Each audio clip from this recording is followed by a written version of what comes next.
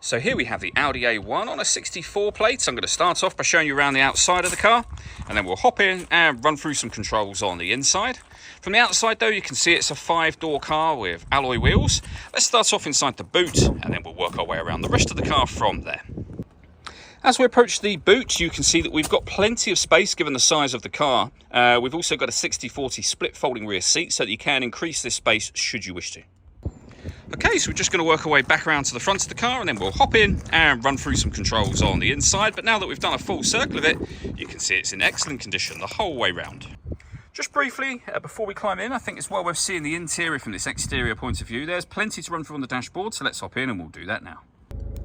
Okay, now that we're inside the car, we're going to start with the dials. On the left-hand side, we have the rev counter and coolant temperature gauge, and on the right-hand side, the speedometer and fuel gauge. In the middle, you can see there's a digital readout for the speedometer. You can change to various menus, and you can change information displayed here as well. As you can see, you can now get the total miles of the car, which is 67,298.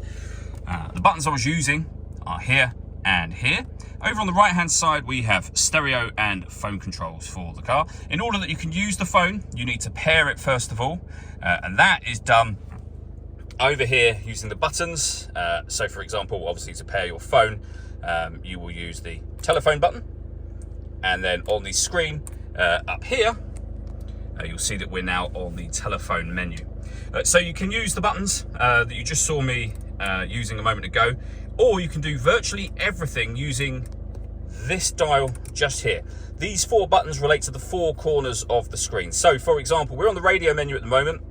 Up on the right hand corner, the top right hand corner, you can see it says wave band. If I push the button that corresponds with that, you'll then see we've got DAB, FM and medium wave radio. If you want to listen to your own music, you can go to the media menu. Again, top right hand corner, and you have a list of the ways in which you can listen to your own music, and they include Bluetooth audio. So not only can you make and receive phone calls, you can also stream your music wirelessly as well. We can go back to a main menu and use the dial to go around the various different options manually.